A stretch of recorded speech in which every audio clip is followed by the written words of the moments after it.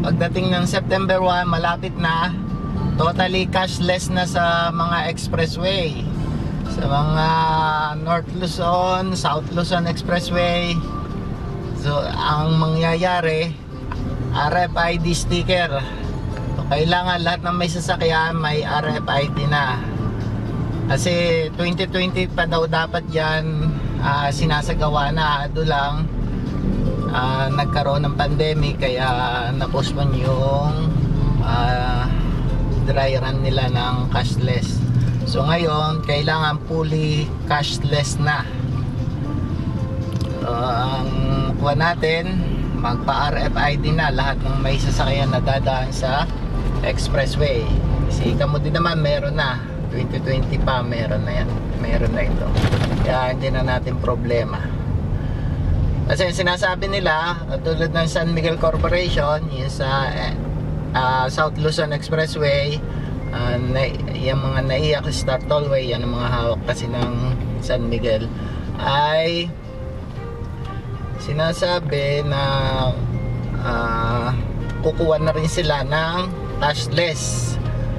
So hindi lang sa mga Tiplex NLEX, kundi pati na rin sa South, totally cashless. Ang sinasabi ng pamunuan ng expressway ay kung magkaroon man ng short sa load ng RFID, ang gagawin nila ay babayaran ng isang motorista kapag nagrehistro ng sasakyan, kasi papasok sa record yung plate number ng sasakyan. So may mga utang, yun, mapapalaki ang rehistro, kasi kung ang load ng RFID card mo ay kakaunti na lang at pumasok ka ng expressway, yun, lahat yun i-deduct pagdating ng rehistro. So pag naipon, mas mabigat nga yung bitawan yun. So tingnan natin kung anong magiging kuha. Maganda naman talaga yung cashless, mabilis na, hindi nahirap ang mga pagsusukli dyan ng mga teller. Magandang impact niyan. So ang problema lang ng mga motorista, minsan hindi nai-scan ng scanner yung sticker, hindi nataas yung pinaka gate sa expressway, kaya kailangan mo pang i-punch yung card, kagaya nung nangyayari sa akin minsan, hindi naangat yung pinaka gate nya. So yun lang, at itong update natin para sa RFID sticker. Thank you.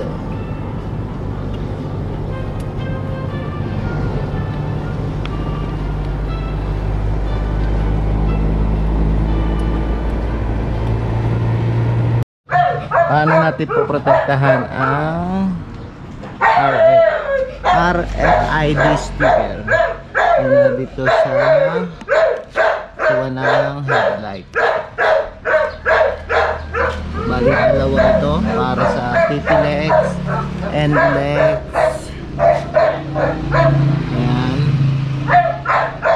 Sa North and South Expressway.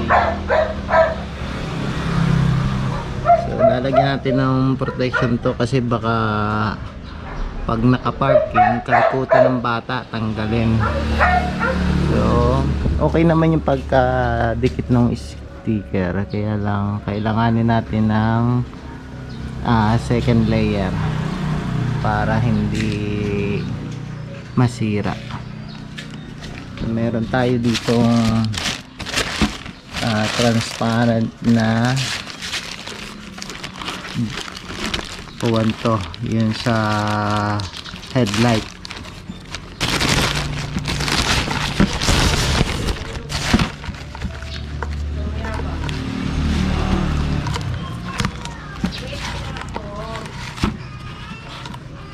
Ito yan.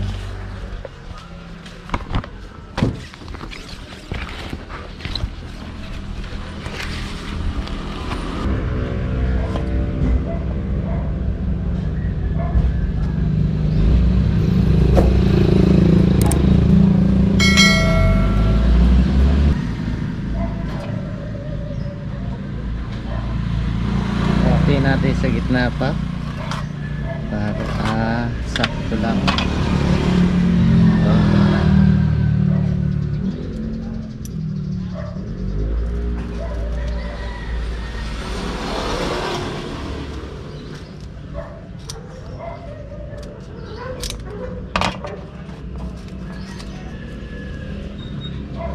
Kailangan natin pantay para maganda.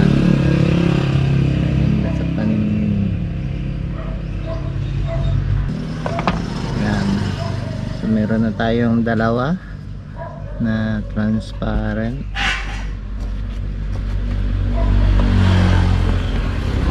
Try na natin.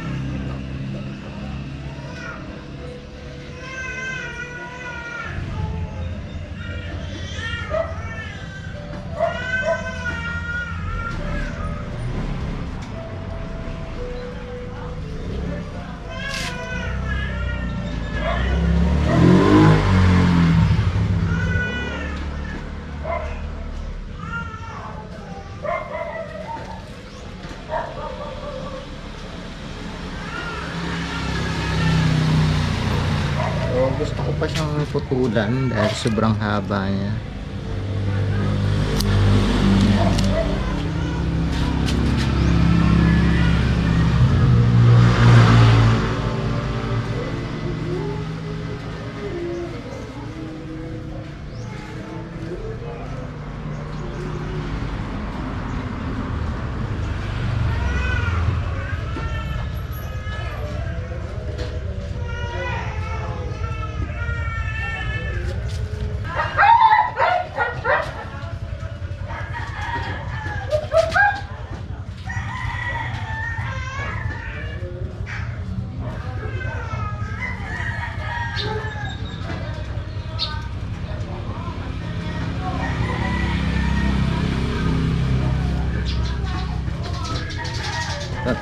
I-fill na natin itong cover ng headlight para sa RFID. Okay. Ito yan. Parang tape lang to.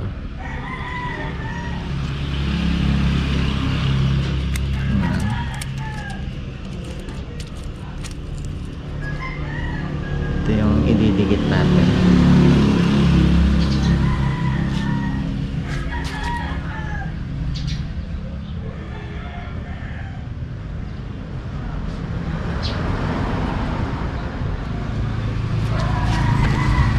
So ito na yung cover natin sa RFID. At least safe na to para sa kung balak likutin ng mga bata, protektado yung RFID natin na hindi malalaro dahil may kuwan siya, may nilagay tayong kuwan na tape. Namang isa kasi may isa pa tayo dito para yan sa Skyway sa NLEX.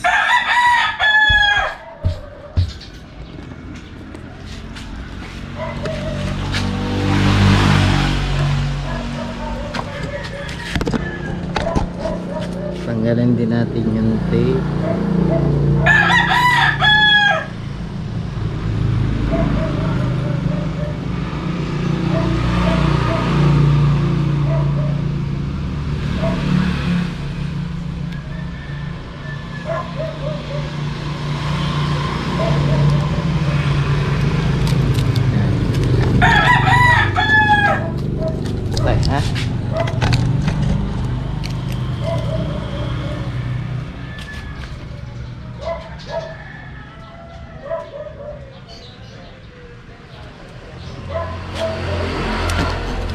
Ito na. Ilagay na natin. So hindi ito mga ordinaryong tape. Ito yung ginagamit talaga sa headlight. Yung mga pang cover.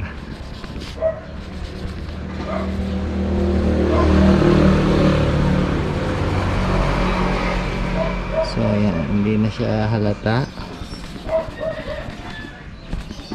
Tapos kahit magpakarwash kayo, siguradong hindi nyo alalahanin yung RFID nyo na baka matanggal. At may nagpakarwash na masyadong ang pagkakakuskus sa headlight ay madiin. Ito muna yung maapektuhan, yung inilagay nating cover para sa RFID natin.